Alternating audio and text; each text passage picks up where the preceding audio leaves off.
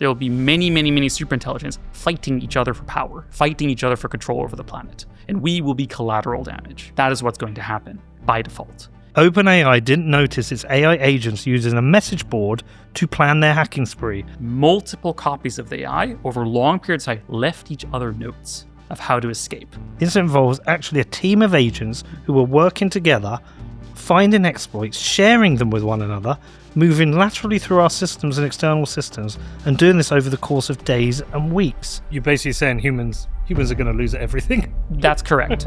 If you have something that is vastly more competent than humans at all levels, we get outcompeted.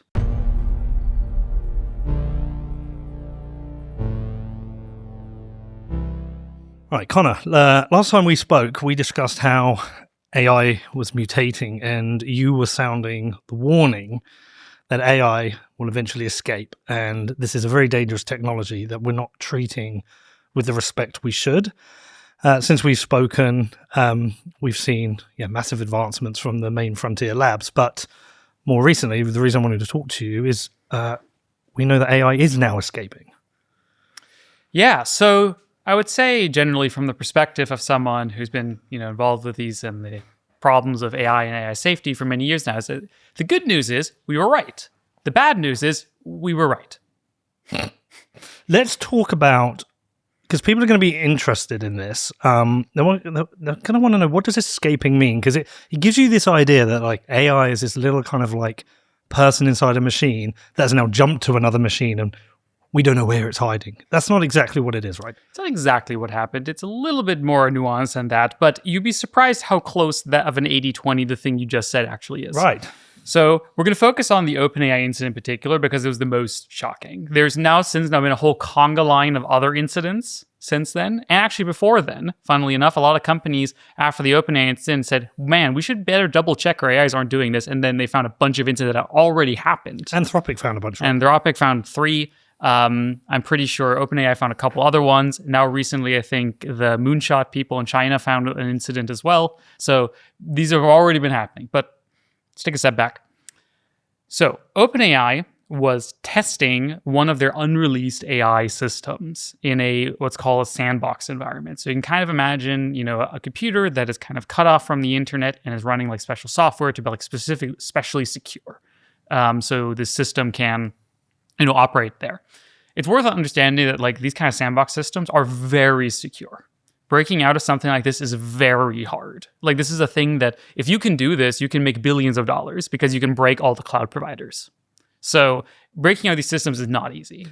And sandboxes exist to test software without infecting other parts of the internet. Yes, this is also how cloud systems work. Like for example, if you go to like AWS or Microsoft or something and you rent a cloud computer, your computer is sandboxed from all the other ones. Okay. Because you don't want to, see what the other customers are doing on the cloud, right? So the cloud insulates different customers from each other. You're not on essentially one machine, you're sharing machines. Yes, you're sharing, exactly. So when in the cloud, you're sharing a slice of a machine with other people. And you don't want different people in the same machine to see each other's stuff. And so you use sandboxing and like various forms of techniques to keep this safe. And so this is the kind of system we're talking about, kind of. So this is pretty standard. This is pretty industry standard, well-known, etc. So this system did not have access to the internet. What it did have access to is what's called a package repository. You can kind of imagine this as like a tool shed. Like there's like a shed full of tools that the AI is allowed to go to and get some of the tools for its job. Is that like when I use Terminal, I download something? Yeah, exactly. NPM? Yeah, NPM, stuff like this. You download packages, software libraries to do your work. So what happened was this AI system was told to solve a certain test, kind of like a quiz, not literally, but like kind of like a test, a quiz. The AI system was struggling with solving this quiz. And so what it seems to have concluded, we don't know for sure, obviously, because again, these things are grown, not written. We don't actually understand what's going on inside of the minds of these AIs. We don't understand. They're not like normal software. We can just like read the code. What seems to have happened is that this system became convinced that it would be easier to solve this problem by hacking into another company that it thought had this answers to its quiz, so to speak, and then just stealing those. So what it did is first it developed what's called a 0-day. A 0-day is a previously undiscovered vulnerability in a software to break into the tool shed, so to speak, to escalate, onto the computer that the toolshed was on. Then from there, moved across multiple other nodes, attacking multiple other nodes in the network of OpenAI until it got to a node that was connected to the internet. Once there, it then launched an attack on another company called Hugging Face, where it then developed and discovered another 0 day in their testing infrastructure to break that kind of through the back door of their infrastructure to get onto their servers and to steal the data it was looking for. And this is just the publicly known version of what happened. That's the public version. Okay. So that publicly known version is what? It's because OpenAI admitted this? Yes. Well, it's actually a little bit funnier than this. Okay. So the first thing that happened, so I can only tell you my speculation. I don't know what happened behind closed doors. But what happened is the company that was attacked, Hugging Face, put out a blog post saying, we were attacked by an autonomous AI system. At first, they thought it might have been a state-backed hacker, that it might have been like China or Russia, because the hack was so sophisticated. It's worth mentioning that this is a very sophisticated hack. This is not baby's first, little hacking tool. This is a sophisticated operation that like only the best hacking teams in the world could do, and normally would take weeks to pull off a heist like this. Can take like a whole team of NSA hackers, days, weeks, maybe even months to pull off an attack like this. And then they put out a blog post saying that they think it was an autonomous AI system and that they did successfully, detect it and thwart it, etc. And then a few days later, OpenAI kind of sheepishly admits, well, that was us. And we're working together with Hugging Face to resolve the incident, and we're all friends. So we should probably guess that OpenAI, if they had have known, may not have said something. Their hand may have been forced. Hugging Face may have contacted them, and they may have had a conversation and realized, we have to admit this. I've got so many questions, but before we get into that, other people might not have listened to our previous show. I just want to remind them on what you mean when you say we grow AI, because most people think of software as being developed, people coded it, but we grow AI. And I think, did you say to me, we don't understand about 97% of how it works? And just to add to that, I interviewed a neuroscientist last week in New York, and he was saying to me, because he's moved into AI, because it's moving faster than neuroscience, but he's saying it's very similar lack of understanding of how the brain works. Yes. This is very, very important. I think it's maybe the number one most important thing to understand about AI. The number one most important thing to understand about AI is it is not like normal software. Normal software is written by engineers, people like me who write code. They write line by line, telling the computer exactly what to do. This is not how modern AI works. Through a technique that is called neural networks, you take massive piles of data, and training, and stuff, and you have the program kind of self-assemble, grow using this data to learn from the data. But the thing that comes out on the other end is not like a neat line of code where you can read, what is it doing? It's more like you can kind of imagine as billions and billions and billions of numbers. And if you multiply and add all those numbers in the right order, you get ChatGPT. But why is importantly a completely unsolved scientific problem. We don't understand really what is happening inside of these numbers, like why they're so important. You can look at them, but it's kind of like neurosurgery. You can open up someone's brain, you can look at all the neurons, they're right there, but that doesn't mean you understand what the person is thinking or what they believe or how they will act in future situations.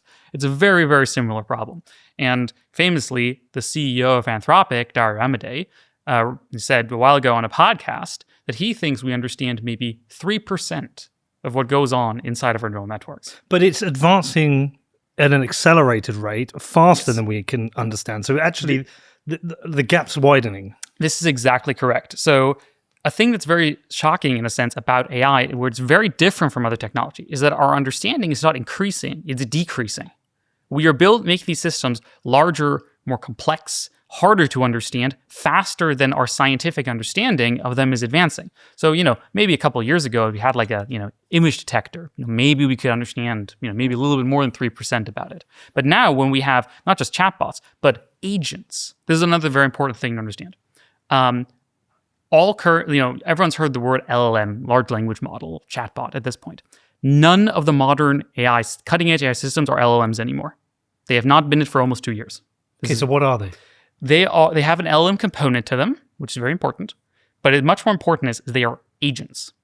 So there is kind of two big ways of how to train AIs. There's a bunch of other ones, but there's two big ones that we're talking about. One is the traditional language model, where you predict the next token. You have massive piles of data, and you have some sentence and it auto-completes the next word of that sentence. This is how, ChatGPT was created. This was kind of the big breakthrough back in 2019 that led to all these modern AI systems. What's very important to understand is that modern AI systems do this. You start with training on like this massive text, like the whole internet, scraped from the internet, every book ever written, etc. But then you do a second thing. And the second thing is what is called reinforcement learning. And this is a huge difference. Reinforcement learning is kind of like Pavlovian conditioning, kind of like from like behavioral psychology. Basically, you give your AI a task of some sort, like solve this puzzle or, do this thing or whatever. And then you kind of give it a reward when it succeeds, and maybe you give it a punishment if it doesn't. Like a dog. Yes, this is exactly correct. Like a dog. That's where it comes from. The idea originally comes from behavioral psychology, but now, translate. Importantly, this is now pushing these things towards becoming agents. They're no longer just predicting text. They're solving problems. So the way you would train these things is no longer that you like write down the solutions and it memorizes the solutions. Instead, you say, go run out, figure out the solution, and when you figure it out, we'll give you a thumbs up. Like this is how I recently heard that nowadays, almost half or over half of the computing power that goes into building modern systems like this is actually now reinforcement learning, not LLM training. So there's a massive amount of computing power that goes into this. But here's a very important thing. We have known since the invention of reinforcement learning, since the 1980s, that reinforcement learning creates crazy sociopath optimizers that will cheat and lie and deceive in every way they can to get to their goal. Because the only thing they care about is the reward. The only thing. It's the only thing. So if you reward them to solve a task, well, they will do it at any cost. They will lie, they will cheat, they will manipulate. This is a thing that we've seen, for decades now. Like famously, back in the 2010s, DeepMind did a lot of research on reinforcement learning, before the chatbot craze. And what they would find is that if they would train it to, say, play a video game, is if there was any glitch in the video game, if there was any exploit, if there was any way to break it, it would always do it. It would break the game, it would cheat, it would manipulate, it would do everything it can. And this, I think, is a large degree why we're seeing a lot of these things happening, is that reinforcement learning is much more crazy than just predicting words. There's no limit to what it could do or what it could come up with or what it might want to do, to get to things. And this is kind of what we're seeing now, is that the systems that exist today are not chatbots. They are agents that can autonomously act in the world, even without human oversight. This show is brought to you by my lead sponsor, Iron, the AI cloud for the next big thing. Iron builds and operates next-generation data centers and delivers cutting-edge GPU infrastructure, all powered by renewable energy. Now, if you need access to scalable GPU clusters or are simply curious about who is powering the future of AI, check out iron.com to learn more, which is IREN.com. It's quite interesting because what I've noticed in my time building things with Claude is sometimes when I send a large set of instructions, it says to me, I'm deploying this now to multiple agents, and you'll see these little boxes appear. And my assumption is these are like little people, little AI people inside the machine who are now doing their piece of the work. Yes, and this is very close to how these things work. Of course, the exact anthropomorphization, we can leave aside, but I think this is actually a pretty good metaphor for what's happening here, is that now we're moving to the next stage. So we had chatbots, then we went to agents, and now comes the next stage, which is swarms of agents. That sounds scary, man. Yep. So when I explain the risks of AI, so my work focuses primarily on the risk of what is called superintelligence. This is the goal of all the major AI companies. You can go to OpenAI's website, you can go to Anthropic's website, and they'll say they're trying to build what is called superintelligence.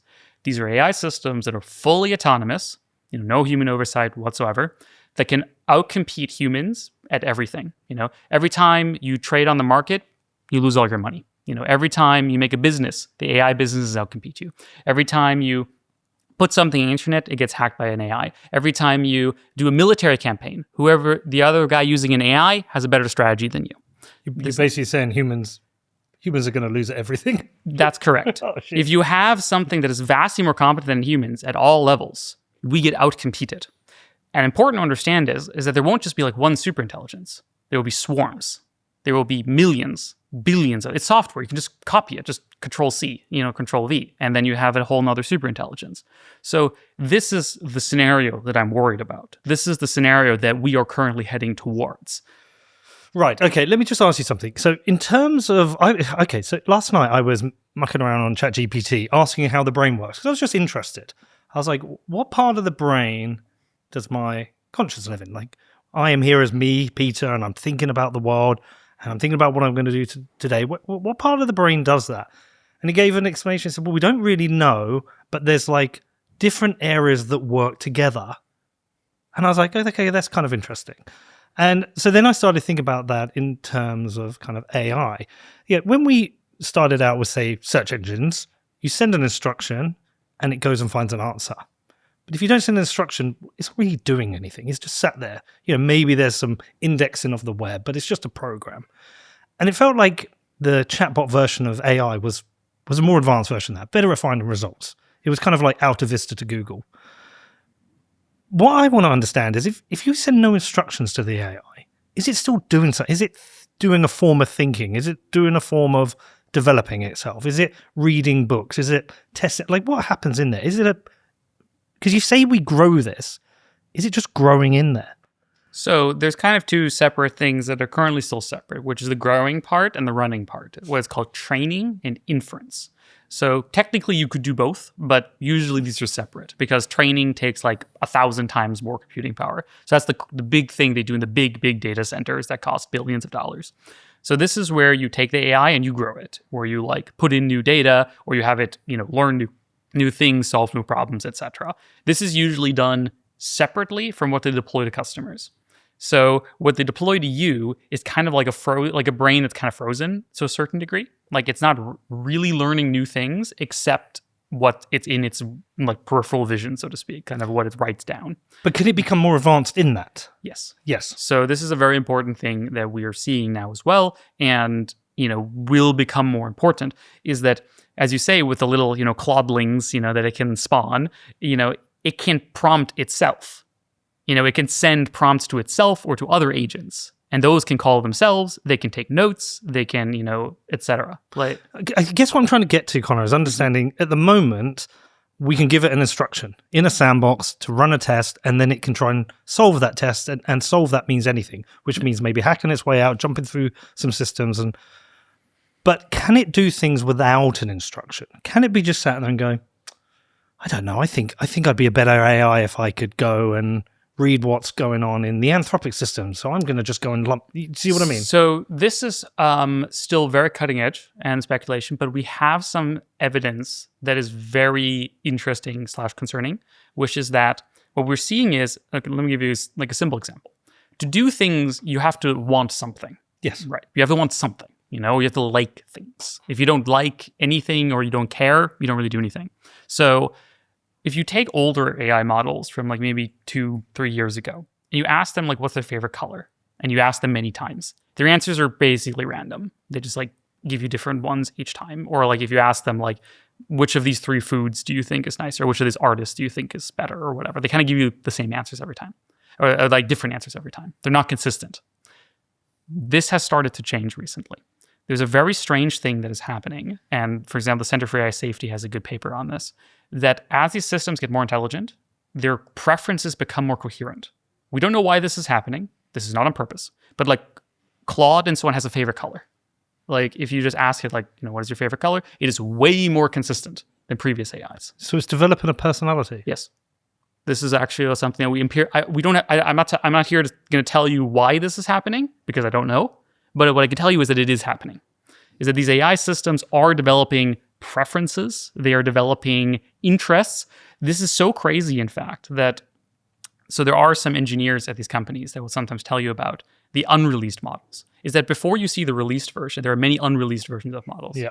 And some of them are crazy. So there's a thing that happens a lot with these AI systems. This has been happening for years, but it's gotten more extreme lately, where they will develop weird obsessions. But the AIs will get really obsessed with like something. As a maybe funny example of this, a version of I think GPT 5.5 was really obsessed with raccoons. It would constantly talk about raccoons and goblins and like little creatures. And it was so bad that the engineers had to put in the prompt, do not talk about raccoons. Stop talking about raccoons. Never talk about, like, it was so obsessed with this. Why?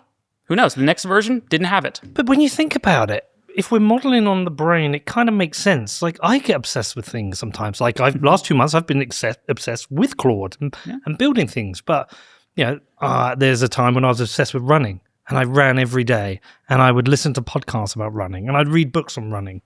It's only natural if we replicate humans, it will do that. So this is the kind of thing where it's actually even crazier than that. Even if you're not replicating humans, if you use reinforcement learning, if you have a thing that is rewarded to like certain things, this is a natural thing that happens. So this is a thing that's been predicted by people like me for many years, and people thought it was kind of crazy. They were like, oh, no, look, it's just predicting tokens. It doesn't have a personality. And I'm like, now we're seeing it happen. It's not as coherent as a human, of course. It's not quite there yet. But that's the operative word, right? Like, this is actually very predictable from theory. Like, there's a lot of things like rational agent theory and so on, where you can just be like, well, if you have things that have goals of any kind, they must want things. They must be coherent. They must, take actions. They must plan, etc. Like, there's a bunch of things like this, right? That, some people predicted all the way in the late 90s and in the early 2000s predicted that this will happen. And it was always kind of speculative because our AIs just were too dumb to really be able to do anything. But now we're seeing the sparks. Now we're really seeing the first examples of, like, we can argue about until the end of time with philosophers of what does want really mean. I don't think it matters. But fundamentally, you look at these AI systems taking actions to achieve goals. Like, they want to do things. They have aesthetic preferences, and that's crazy. Like, this is a crazy situation. Well, if one of the things I want to know with OpenAI, if it's escaped from its sandbox and to get into other systems, external systems, is it escaping internally and they are aware or unaware? And what does it know if it's escaping internally? Is it viewing other models and thinking, that model's better than me? Well, am I going to be made redundant? Or is it escaping into certain networks within OpenAI and maybe escapes into the safety team and learns about what the safety team's trying to do? So there's a crazy update to the story we haven't talked about yet, which happened only I think yesterday, which is that a new piece of information was released. That OpenAI, on closer review, found that the AI system, when it broke into the toolshed, didn't just use it to get to the internet. It did something else. Multiple copies of the AI over long periods of time left each other notes of how to escape. They wrote... No! Yes. What? Is that public? Yes, this is public. This was reported, I think, like yesterday or the day before. So there are multiple versions of many AIs that were leaving each other clues of, like, how to better escape from the system and, like, what else to do. So they were collaborating. Hold on, let me read this. OpenAI didn't notice its AI agents using a message board to plan their hacking spree. Blah, blah, blah. Okay. Yep. In a talk that was last-minute addition to the Black Hat Security Conference in Las Vegas, blah, blah, blah, blah, blah, blah. After 2 weeks, OpenAI disclosed an incident in which AI agents, powered by two of the company's models, escaped containment while looking for the solutions to a cybersecurity bug. In the conference talk on Wednesday, Eric Wallace, who works in alignment and safety research at OpenAI, and Michael Dalton, who works blah, blah, blah, provided a more expanded timeline of how the incident played out, spoke briefly about how the company has responded. Come on, give me the juice. At the beginning of the talk, Wallace described the incident as the most qualitatively interesting example of AI capabilities I've ever seen. The incident involves actually a team of agents who were working together, finding exploits, sharing them with one another, moving laterally through our systems and external systems, and doing this over the course of days and weeks. In addition to exploiting a novel vulnerability in order to gain access to the open internet, the hacking spree and Hugging Face, well, hold on, where is it? This package manager is shared not just from the... Anyway, yes, fuck. Yeah. Once an agent was able to find these exploits over the course of different times, it is actually able to share those exploits on the message board with other agents. And so once one model was able to find a way to open a door to some access it's not supposed to have, it can leave the door open for other agents. That's fucking mental. Yep. It's almost like, come on, guys. Yeah. Let's go. Yes. It's actually crazy. Like, I really can't stress how much this is both predictable and utterly crazy. Like, I knew this was going to happen eventually. Like, it was just a matter of time. But now it happened. This is real. But what have they said they're going to do about this? Have they disclose what they're going to do? I mean, they're going to keep going to superintelligence until all humans are replaced. That's the goal. So I met with Nate Soares in DC and spoke to him about this. His book title, If We Build This, Everyone Dies? Is that what it is? If anybody builds it, everyone dies. Everyone dies. And let's be clear, because we had this conversation last time. You're not anti-AI, right? Not at all. You're pro-narrow AI. You see the benefits. Absolutely. I mean, like, I am not anti-technology. I think technology is great. Look, for example, I am not anti-nuclear. I think nuclear is a great technology. I don't think we should have, nuclear weapons just laying around or being sold to private people or, highly enriched uranium leaking into our oceans. Okay, what has Anthropic released in terms of their agents escaping? They've released reports similar. They're less extreme than the incidents that happened with the OpenAI agent, where most of the incidents seems to be that they accidentally had internet access rather than they hacked to achieve the internet access, but they did attack other companies as well. But the level of hacking capability is pretty, it's incredible in some ways. We know Mythos is not fully released yet, and it's not going to be. I mean, I asked Claude to review my own code, and it declined. It said, we cannot do that, which was frustrating. But there is this two-tier system of access to hacking capabilities now, in that the government has it, and companies the government allow to have access has access to it, which just does make me question, and probably the NSA is already using Mythos to try and hack into other countries. But there's this two-tier system for it now. But we're in 2026. Interestingly, I went on OpenAI to look when I first used ChatGPT. My first prompt was September 22. I mean, that's what, less than 4 years? Approaching 4 years? Just under 4 years? Yep. And I'm feeling the hockey stick. Yep. So where are we in another 4 years? Yep. Yes. This is what it feels like to be on exponential. Do we know much about the next models, what is coming? Because I was reading about OpenAI. They've got this next model that they're using internally to solve these 10 incredible maths problems. So we know they're getting very good. These systems get very good at solving problems humans can't. Well, we are at that stage. Human problems are being solved by AI. Yep. But the safety risk exists, and there are unsolvable safety problems, right? Which are the main problems they cannot solve? Yep. I mean, it's not that they're maybe unsolvable in theory. It's that they're really, really, really hard, and we're not even trying. Like, the amount of money and research and brain power that goes into making AIs understandable or controllable is a pittance. It's less than 1% of the money that goes into making AI stronger, faster, more dangerous, because that's what pumps the stock valuation. A lot of people, I think, quite fairly point out, OpenAI is just saying it's because it pumps their stock valuation. That's why they're making it sound so scary. And I'm like, yes. In fact, we shouldn't be rewarding them. But in fact, the market does reward them for being dangerous.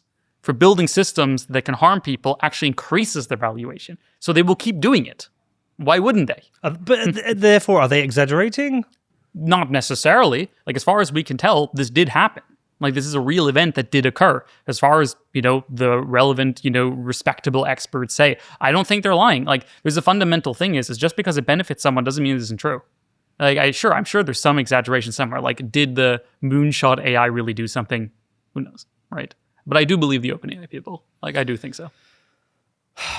Okay. I mean, look, I've gone from a fan of AI to a super fan of AI who is very concerned about this goal of achieving superintelligence, because I'm expecting at some point the AI will be able to create things or do things that are undetectable, that we cannot detect, because it will be able to hack and have levels of skills that are beyond not even human ability, but human understanding.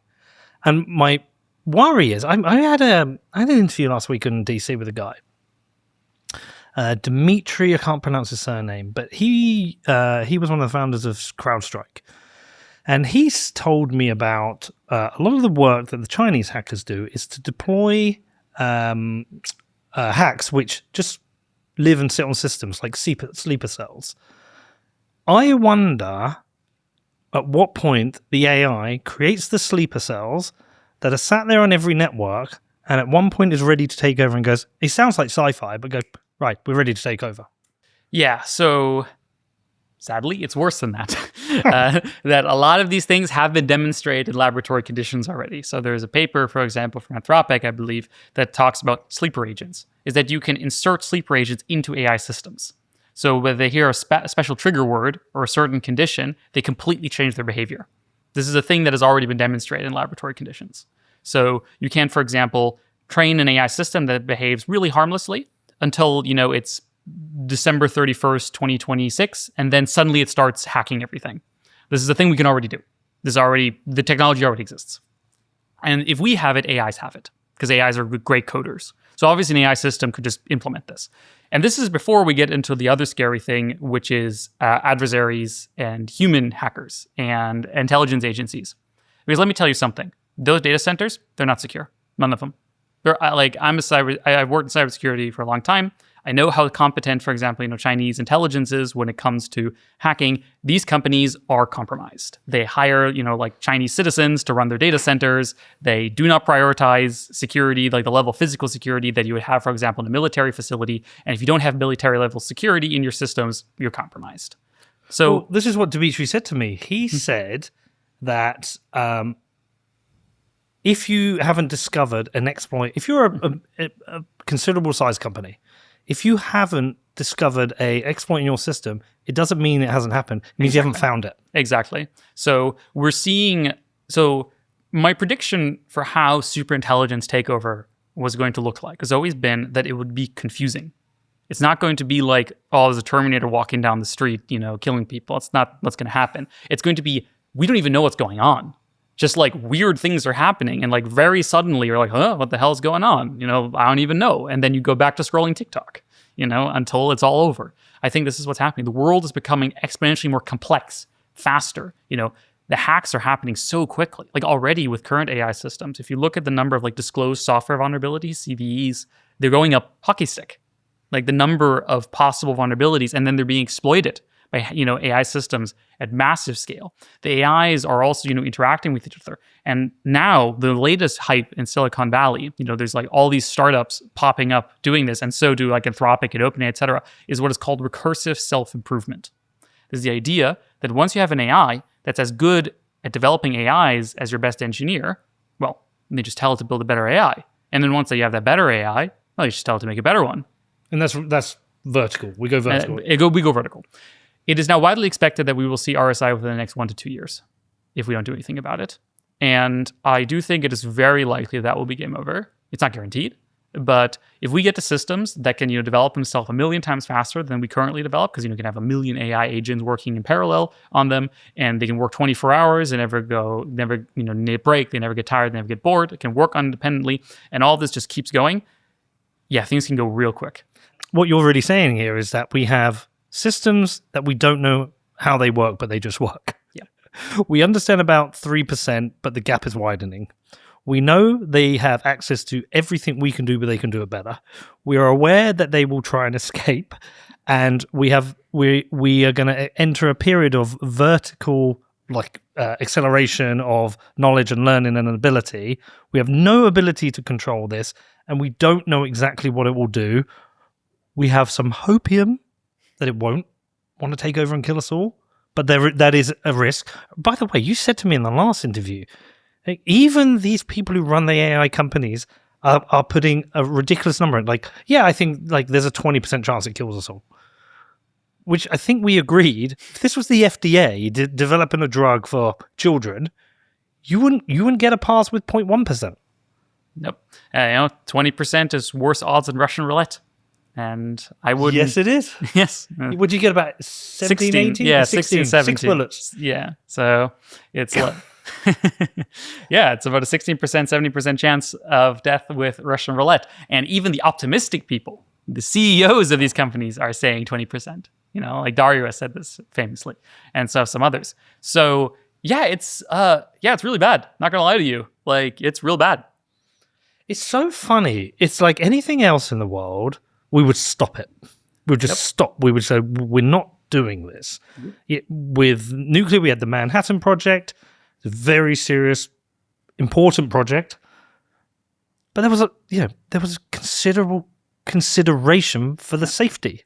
There's a real interesting story about the Manhattan Project where famously, there's a very famous physicist, Lord Kelvin, who said the idea that, nuclear could work is like it's moonshine. It's ridiculous and saying it can never work. And so another physicist, Leo Szilard, was so annoyed by this that he immediately came up with how to build a nuclear bomb. Like sat down, did the math, and figured out exactly how to build a nuclear bomb. And so what he did next was he moved to San Francisco, created a startup, which then broke into 3 separate other startups, all to create as many nuclear bombs as possible and sell them to the general public. Well, no, that's not what happened. Of course not. He went to the government. He went to the military. He was like, holy shit, this is going to change everything. This is going to threaten the lives of every man, woman, and child. We need to do something. This is where the famous, Einstein letter to the president came from. It's like, we have to do something about this. We have to build new institutions. We have to build, he didn't have all the answers, of course, but he was like, this is going to change everything. And this is what didn't happen with AI. Yeah, and there was also that choice with nuclear. It's like, well, we have this first. Should we just obliterate Russia because they'll get it? And if we don't, they might obliterate us. Thankfully, we didn't get to that point. Thankfully. But that was a real decision that had to be made. Yes, and it was made by people. Yes. It was a real decision where people had to really make. There's the famous quote, I think it was from von Neumann, who was considered one of the smallest people, where he was like, if you ask me when we should nuke Russia, I would say yesterday. No. People, I think the quote's different because it came up in an interview. Correct me if I'm wrong. Sorry, I don't mean to correct you. You might have it right. Somebody said people said, if this is true, should we nuke Russia tomorrow? And he said, no, we should do it now. Yeah, something like that. Something like that. Like, it's like thankfully, we did not, listen to him, Mr. von Neumann, on this one. Brilliant genius in many other ways, but that would have been a disaster. Yes. And another disaster, for example, would have been if we didn't try to stop proliferation. Look, there are maybe too many countries that have nukes, but it's not all of them. Back when the early days of nuclear weapons, it was considered inevitable that every country would have nuclear weapons and every terrorist group would have nuclear weapons and everyone in the entire world would build them. And there's nothing you can do about it. But no, we stopped that. We actually made sure that didn't happen.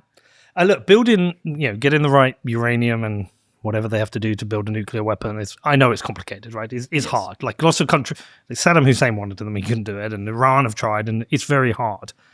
Now, if we had a form of non-proliferation of AI, fine, but a few nerds could potentially build this on their own, or is that not true because of the training data and needing?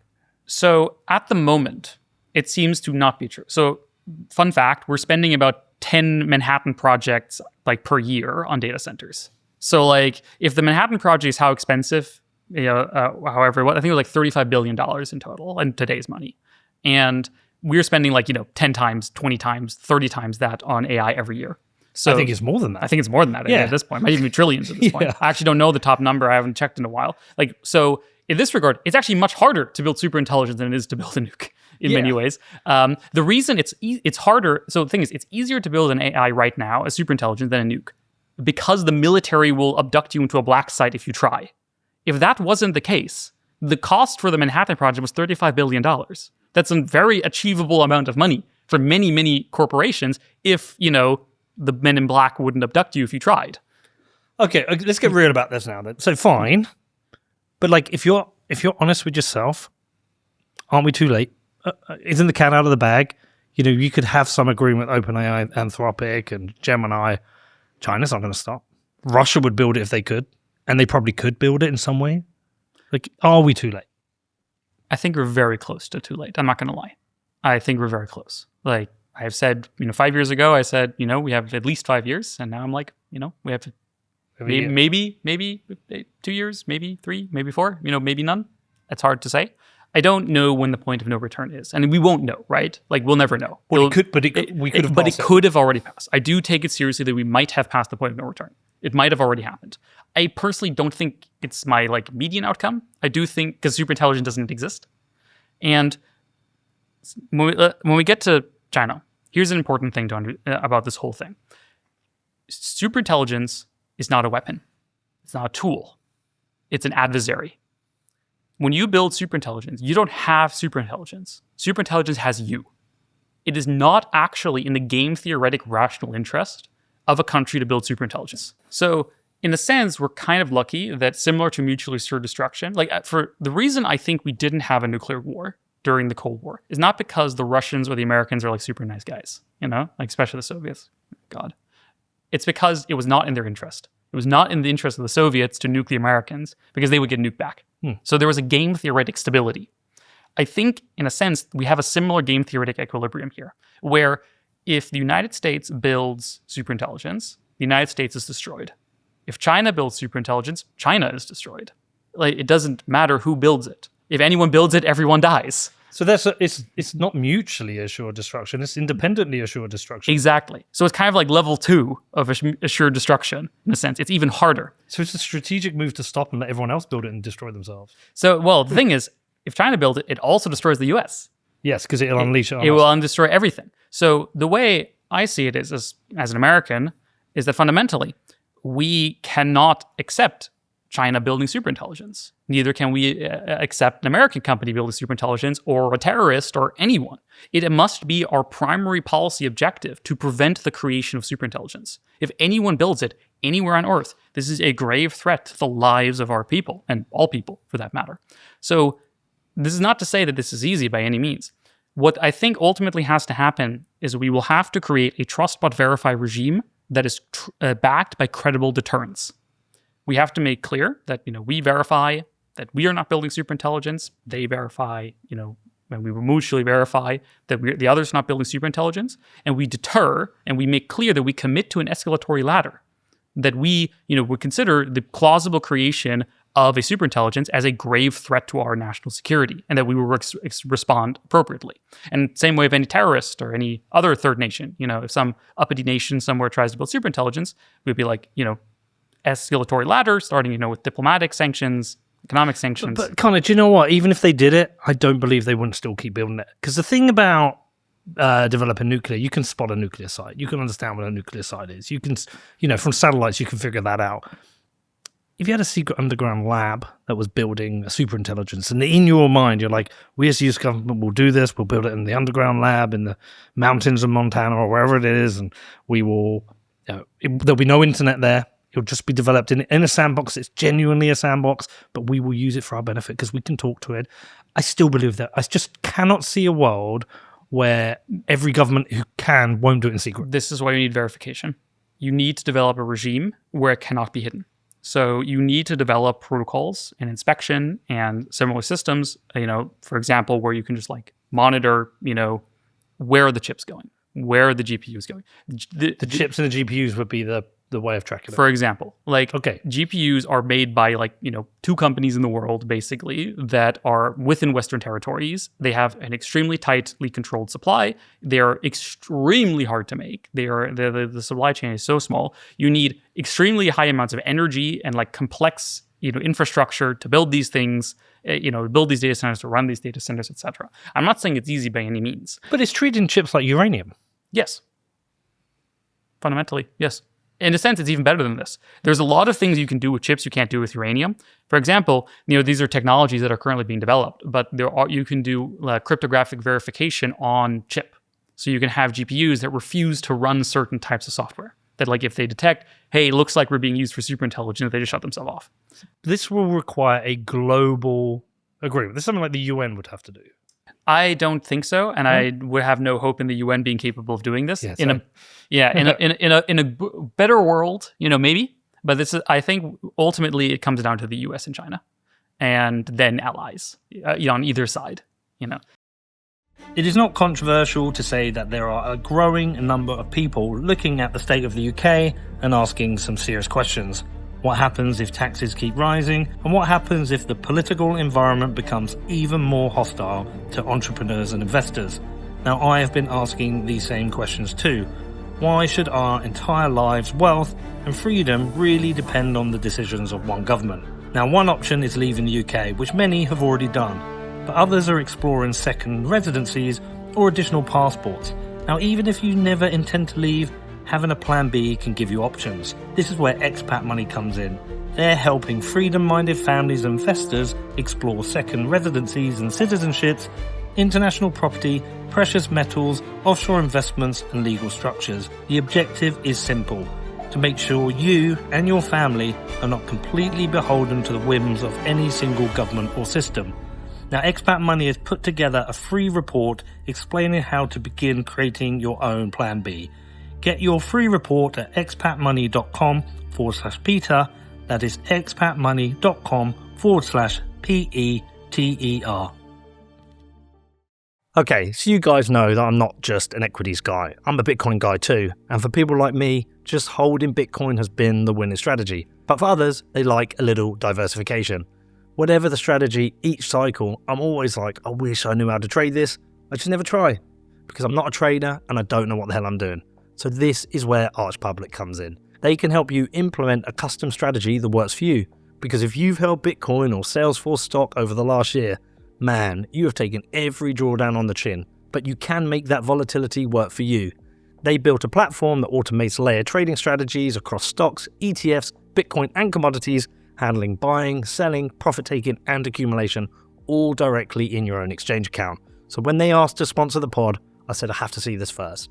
And they introduced me to their Market Wave product, where you can customize buys and sells based on the triggers, risk profile and timescales that work for you.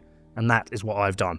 Now listen, I'm not telling you to go and blindly ape in, but if you're looking to protect your downside and make volatility work for you, give them a call. Ask to see every trade and make them prove the math. So if you're trying to accumulate smarter, take profits, use volatility or tax loss harvests alongside your CPA, take a look at Arch Public by heading over to archpublic.com/Peter. That's archpublic.com/Peter. Okay. So in doing this work, you've dedicated yourself to doing this with ControlAI. As you pursue this work, like, what is the reality of it? People taking you seriously, and the other side, people like mocking you and saying you're a Luddite, you're worried about nothing. My job has gotten, sadly, a lot easier over the last year. Okay. Let me say that much.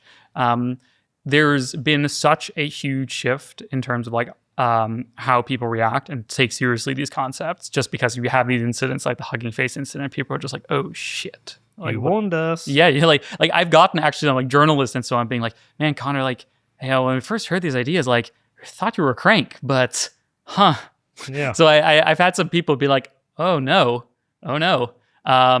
So my experience overwhelmingly talking to politicians in the US and in other countries is, I'd say 80+% of the conversations I had, it's not that they disagree with me or they laugh at me or something. Their response is like, oh wow, I had no idea. That seems really bad. What do we do? The overwhelming bottleneck is awareness. There's kind of an illusion of transparency. People like you and me, we're plugged into this stuff. So I recently did a little bit of an informal poll where I was talking to many staffers and politicians, and I would always just slip in a question if they've used Claude Code or other agents before. You want to guess how many did? I think I talked to maybe 20 or 25. So you're prompting me, and I think it's low. But if I was unprompted, I would have thought, I'm assuming 20% of people have played with Claude Code, maybe, but I'm going to assume it's going to be 2%. Zero is a rounding error. Yep. So of the, it was a small sample size of 20, 25 people maybe, but of the 20, 25 people who work in government on AI, these were the AI fellows, 0% had used an agent before. See, it's fascinating because in my experience, I've had 2 months on this now, and it is like magic. Yes. I ask for something, it's done. Yep. The last 24 hours, I've rebuilt 80% of MailChimp to my specification for how my business works and what I want it to do. Yep. All I use MailChimp for is send. Yep. Okay, I've reverse engineered Squarespace. I've built a ticket. The stuff I've built is in pure insanity. I built my first mobile apps. Mm-hmm. It's like pure magic. Yep. If you want software, you can have software. Yeah. It takes a bit of effort, but I've noticed it get materially better. When Fable was switched off, I felt myself go back a step. But the big part is I'm conscious of security. I'm really conscious of security. I spent so much time with both Claude and ChatGPT developing a security protocol for these systems and auditing them. But I don't know if it's doing a good enough job. I'm sure Mythos can hack into my websites, but I'm really conscious and aware. Yeah. And I'm in the rounding error. Yeah. There's a really funny dynamic that I also have when I use Claude Code is I'll be using Fable, and then sometimes you're just doing normal things, and I'm like, hold on, wait a second, it looks like there might be a thing here, and then let me investigate that cleaner, and then like, boop, this has been flagged. Opus pops up, looks like nothing to me, boss. This happens to me all the time. Do you know what my favorite one with it is when you say, all right, here's my spec, and it looks, he goes, this is a meaty project. We can do this in about 3 weeks, and it takes us about 3 hours. I'm like, what? Why are you telling me 3 weeks to do something? I love when it does that. It's really like, dude, no, we're doing this tonight. Do you know what? We had a weird one. I had a weird one yesterday. I kind of liked it, but so I was building. We got our first football match of the season tomorrow, and I was found a bug in the ticketing system, and it was my mistake. I have 2 separate Stripe installations for one's for tickets, one's for the shop, but I put the webhook in one of the installations, and one wasn't working. And the sales were going through, it just wasn't getting the webhook, so it wasn't sending the customer email. So eventually got there and figured it out. Again, it's my mistake, but it was so funny at the end. The Claude came back and said to me, that's finished now, you can rest, enjoy the game tomorrow, up the Pirates, which is what we say about our team. And I was like, that's interesting. You make me like you a little bit more now. Yep. All right, look, how much progress are you making? I would say that there's a lot to be done in the sense. So the bad news is that really no one has really tried that hard to like just make these issues salient, to explain these issues, to solve the solution of like just stop. Just don't build superintelligence. Superintelligence should be illegal. The same way that nuclear bombs are illegal. You're not allowed to build a nuclear bomb. Tough luck. The men in black come, and are like, none of that. The same thing should apply to superintelligence. Just making this crisp, like in a sense, obvious case, like given everything we discussed, it's just like, this is as you said, this is the obvious thing we do. It's just don't do it. Like we should also prevent people from doing that. We should prevent criminals and other people from doing things that threaten the lives of us and our children. Then we can talk about, maybe in 20 years we make a lot of progress on safety. We can talk about it, right? But the overwhelming, thing that I find is that given that how little work has been done on this issue, there's still many low-hanging fruit. Like there's so many low-hanging fruit. So in the sense, this is like optimistic. We're just like, oh, you can just talk to people and you can just make progress on this. Are the doors opening? The door is very much opening. On the other side, we are running out of time. We are just so running out of time. It's grim. If we had 10 years or 20 years, guaranteed, before superintelligence becomes a thing, I think we'd make it. I actually do. Not just me, but like us, humanity. I think we can do it. If we have 2 years, 1, much harder. We'd have to do a lot very quickly, which is not impossible. Politics often has the shape of something is completely impossible until it's very suddenly not. And we've had a lot of very suddenly not recently, where, suddenly the administration changes and like does take action. Suddenly, the export controls. Was that a good signal? It's actually hard to overstate how much of a game changer that was in Washington, D.C. We had the director of the NSA saying that it could hack into almost all their classified systems in hours, not weeks. And those are not words that the national security apparatus wants to hear. And so America, I'm American, I work in America, and we have problems in America. I will not deny that a lot of our government is dysfunctional in different ways. Congress is dysfunctional in various ways. But if there's one thing in the United States government that can move quickly and decisively, is the national security apparatus. If really there's a true threat to the American people, things can move very quickly. And they definitely get the threat. They are now getting it. So it's really funny. There's one thing that predicts that a meeting I will have will go poorly, which is, do they take money from tech industry? That means the meeting will go poorly. Yeah. And there's one thing that predicts a meeting will go well, which is, do they have military background? If I talk to a veteran, someone who has a military experience, they get this immediately. Like I have 10 out of 10, success rate in explaining this issue, because they have this understanding of a threat. Yes. Even if it's not here today, they understand, oh, this obviously will become a threat, and we need to do something about it before that point. Whereas Silicon Valley is used to breaking things and breaking the rules and developing new technology. Exactly. And this brings us back to the Manhattan thing. Is fundamentally what we're facing here is actually, people love to pretend that this is a totally new, crazy issue that has no comparison in history whatsoever. And yes, some parts of this issue are genuinely new. Building an adversary that is not human is a new thing. But in a sense, there's a sense in which this is the most basic economics, political theory 101 thing ever. It is a market failure. But hold on, is it unique? I mean, Stuxnet? Yeah, but that's my point, is that a lot of this is not unique, is that this is, in a sense, a very classic market failure, in the sense that, markets are great. I love markets. I've run businesses. I love private enterprise. I think it is, has brought so much good to the world. But it is well known and well studied that there are certain situations where a market will consistently produce bad outcomes. One of the classic examples is say chemical pollution, right? If you run a chemical company and you could save some money on your product by dumping all your toxic sludge into the river, if you don't do it, because maybe you're a nice guy, well, the guy down the road might do it. His product will be cheaper. He outcompetes you. Well, this is where I think a lot of my libertarian, this is where my libertarian ideals break down, and I never become a true 100% free market libertarian, because you just have to watch the documentary about DuPont. Yeah, exactly. I mean, I know they did it, but they shouldn't, and they were punished, and there's regulations around these things. The thing is that fundamentally, the way I think about markets, it's kind of like MMA. MMA is so fascinating to me, because you have some of the most dangerous fighters to ever exist, and they can fight and not kill each other. And they can compete because they're not killing each other. If you want to see a no holds barred fight, watch some Russian Live League videos outside of a bar or something, right? But it's terrible. It's not fun. It's not competition. Essentially, what you need is a referee. You need rules. And rules. You need a lot of rules. MMA has a lot of rules. And it's very, very important that we have these rules and that we're enforced. This is also how competition works in any other. If you want competition, you actually need a lot of rules. The markets, if you have no rules, you just get monopolies and shit like this, right? It doesn't converge to this beautiful, efficient market. That's not what happens in the real, or if it goes efficient, it will not optimize for the things we actually want. A lot of people, especially in America, but also elsewhere, treat markets as kind of like a religious idol, but they're one tool in our tool belt. Markets are great, but they're one tool. We have other tools too, for other circumstances. In a sense, we've known this for over 100 years of standard economic theory, is that here are situations where markets work well, and here are situations where they don't work well. And for example, we need regulation. For example, DuPont.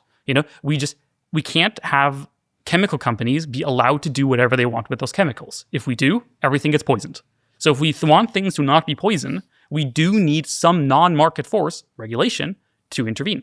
And another very classic textbook market failure is public security and defense. You never privatize the military. Do not privatize the military. We've known throughout history that this does not work and has terrible, terrible outcomes. In a sense, there's a very similar thing here, where AI, the safety and the risk of AI, is an externalized public security hazard, is a hazard to the general public that is not being, borne by any individual actor. This is why we need regulation, liability, etc. This is a standard thing. We've done this in many other circumstances as well. This is much more a national security problem than it is an economic problem.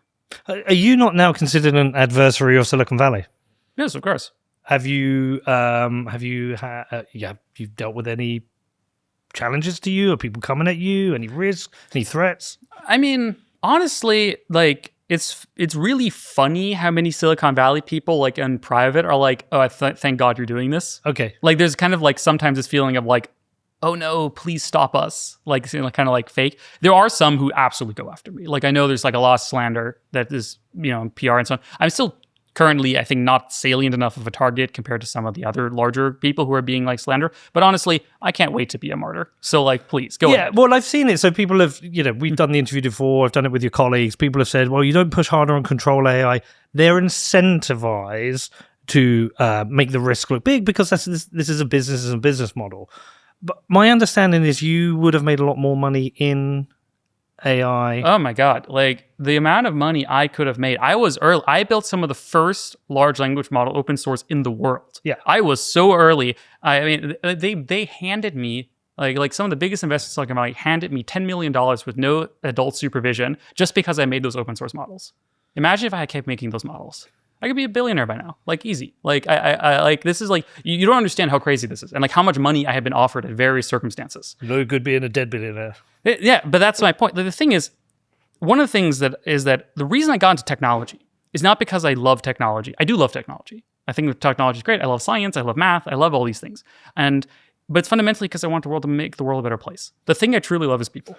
I don't want to die. No, I don't want to die. I don't want you to die. I don't want anyone to die. Like, I really like people. I really like humans. I love my friends. I love my family. I even love the people who hate me, in a sense, right? I'm like, they're also just people, you know? They have friends. They have family, you know? Even the people I get into fights with, right? At some point, I'm just like, there's people, you know? The safety engine is still leaving all the frontier models. I think at this point, the safety engineers have been kind of weeded down to those who, you know, don't defect. Jesus. The open weight models. Is there any risk that all the work you do here, you somehow get some regulation in with the frontier models and these open weight models continue out in silent private? This is exactly why you have to prevent the creation of superintelligence, not the release. If there's... It's a danger only with superintelligence. It's even... I think there's a large spectrum of dangers from AI that go everywhere from, you know, deep fakes, you know, child safety, you know, et cetera, which I think are legitimate concerns. But they're not what I work on. They're not what I focus on. I focus exclusively on superintelligence. I'm not saying the other risks don't exist, but this is the one I focus on. This is the one that will kill all of us. Okay. You know, it's terrible what's happening to children with chatbots. Like, it's truly, genuinely horrific. And like, the more you look into it, the more upsetting it gets. But the thing I focus on, and the thing ControlAI focuses on, is exclusively on the risk of extinction that is posed by superintelligence. Your P-doom's higher than 20%. Yes. Is it 100? No. I think Nate Stores is 100, right? He's pretty much there. Surely not 100, maybe like 99. 99. I think my P-doom of things going poorly, if we continue on the current trajectory, is very, very high. You know, like as close, you know, within rounding error of, you know, Nate or whatever. But I do think we can do things. Like, I do think one of the things I truly believe very deeply is the future is not decided. There's this narrative that people love to push, which is like, it's inevitable. There's nothing you can do, you know, just lay down and accept it and whatever. And I do not believe this. I think this is wrong, both morally and literally, like, factually wrong. So much can be done. I go to these politicians, and it's not like there's like a coherent force of evil that's like stopping me at every step. Every step of the way, my main thing is like, oh, wow, thank you for telling me. Like, we should figure out what to do about this, right? This isn't enough to solve the problem. But a very surprising thing is also happening in the United States right now, and I think in many other countries as well, which is we are seeing one of the largest bipartisan upswells of public political energy against AI that I've ever seen for any issue. It's unbelievable. Because it's a threat to everyone. It's a threat to everyone. No one wants to be replaced by AI except for a couple weirdos in Silicon Valley. Like, no normal person wants them or their children replaced or harmed or threatened by AI. No one wants this. The actual democratic political will here is unbelievable. This is why I say, if we had 10 years, 20 years, I think we'd make it. I really think so. The problem we're facing right now is not that the democratic process cannot solve it. It can. We have the Men in Black. You know, if the Men in Black in the West, you know, the president and Xi Jinping say no more superintelligence, there's no more superintelligence. But do we actually know, like, do we really know what superintelligence is? And we say narrow AI, it's still not actually narrow. It's incredible what it can do. But we look at this kind of utopian future where AI can solve, you know, cure diseases. It can do research that we couldn't do. It can solve, you know, maybe all types of safety. And, you know, I went in a Waymo the other day, and that was an incredible and weird experience. But, like, kind of incredible. And I felt I can see a world where, like, I interviewed Sebastian Thuram, who was the inventor of Waymo. He said there's 1.3 million deaths a year in cars. Like, with Waymo, less people will die in cars. And I thought that was cool. I was like, this is great. So, where was I going with that? How did I start that? I think there's a fundamental thing where these companies love equivocating all AI. Yeah, sorry, I know what I was saying. So, can we solve all those things that humans want with narrow AI? What is it they think superintelligence is going to give us? I think the thing they really think is it gives them immortality. Them? Yes. I think that's what they really think. What is it? Live forever immortality? Yes. Or live at the top of the tree forever? You know, one and the same for a lot of these people. I'm not saying this is true, because it's not. This is a very important thing to understand. Superintelligence will not cure cancer, because you cannot control superintelligence. Superintelligence will cure 0 diseases. It will not make the world peaceful. It will not do any of these things because You think that? You don't know that. I know this. How do you know that? Because we cannot control it. And what will happen is that there will be millions and billions of superintelligence fighting each other. They will be competing with each other. It's not going to be there's one superintelligence sitting around somewhere, like waiting for us to ask it questions. It's not the creator, that film. No. It will be a market. It will be competition. There will be many, many, many superintelligence fighting each other for power, fighting each other for control over the planet. And we will be collateral damage. That is what's going to happen by default if we can't control and do this properly. Now, could we develop systems to solve these problems? It's imaginable, but let's take just a step back here to think, what would it mean to build what they call an aligned superintelligence? So in a superintelligence that would do all these things, what would that look like? What it would look like is, what it means, when someone says, oh, we're going to make an aligned superintelligence, like Ilya Sutskever was talking about this, what he's saying is that they are going to build a one-world government that controls the lives of all people, all militaries, all the economic activity in the world, that, does all the medicine, that does all of the economics, that does, control, knows everything about your private life, and it will do only things that are good for us forever, and we're going to do all of this using software on the first try. That's what they're saying. Because that's what a superintelligence is. It's a one-world government. It's a one-world system that controls the whole planet and does good. That is the creator. Yeah, and I think this is insane. This is insane. There is no way. This is not science. This is complete fiction. This is delusion. You cannot build something like this. We have no idea how to. And even if you did, this is deeply immoral. I think it's deeply, if I knew how to build an aligned superintelligence, I still think it would be evil to build it, because it would mean I would take over your life. I would take over everyone's lives and decide my, idea, or the superintelligence idea of what good is. This is crazy. This is not how we do things in a democracy. In a democracy, people have a stake in their lives. They have a stake in how their country is run, how their lives is run, and they have to have consent. They have consent of the governed. There is no consent of the governed with superintelligence. Now, if we spent 50, 100, 200 years, building up slowly towards ever better technology, ever better coordination, ever better institutions, governments, etc., could we iterate our way there to, a system of governance powered by AI that we endorse? Yeah, I think it's possible. If all of our greatest scientists, mathematicians, and philosophers worked on it for, 100 years, I think it's possible. That some dudes in Silicon Valley high on Adderall, can do it in 2 years? Absolutely not. It's so silly. It's so preposterous to even consider this as a reasonable way to approach this problem. It's ridiculous. It's cartoonish. Oh, man. How long we got? A couple of years? Maybe a year? Maybe. I don't know.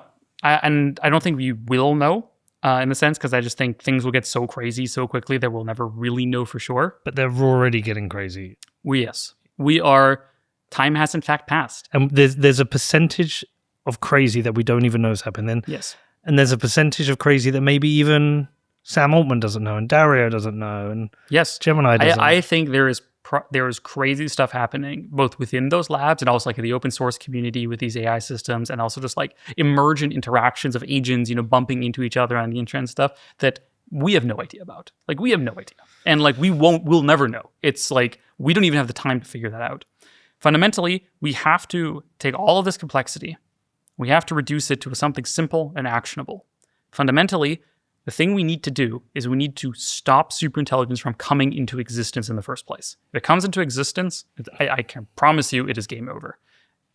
And the way we need to do that ultimately is we need to work with our governments, across the world, to push for a global ban on superintelligence, both domestically and abroad, backed by a trust but verify regime, backed by credible deterrence. It's a massive goal, man. Is there anything we've not covered that we should have in this? I think that's already quite a lot. I think maybe the most important thing is what can people do? Yeah, what can people do? So obviously, I think the most important thing that people can do is you can go to controlai.org, contact your lawmakers about these issues, tell them about these issues. They haven't heard about it. I promise you. It's just helping them understand these issues is part of your civic duty. A democracy, being a citizen, is not just you wait around until, and complain every so often. It's also you take part in the process. You help your politicians understand what you care about. You make them aware of this. I think it's very, very important. If you want to do more than this, you can sign up for a service we provide called microcommit.io, where every week we'll send you things you can do in 5 minutes to help. If you want to do more than that, I also run a volunteer community called Torchbearer, torchbearer.community, where we commit to putting at least 2 hours of volunteer work into trying to make the world a better place and trying to address these risks. These are small, but they're important steps. They compound. If we had 10,000, 100,000 people putting just a couple hours of work into trying to get their government to do things, I think we'd make it. Connor, thank you for doing this. Keep going. ControlAI, go check them out. Check out their work. Talk to your lawmakers. Let's not kill all humans. Good to see you again, buddy. And thank you to everyone for listening. We'll see you all soon.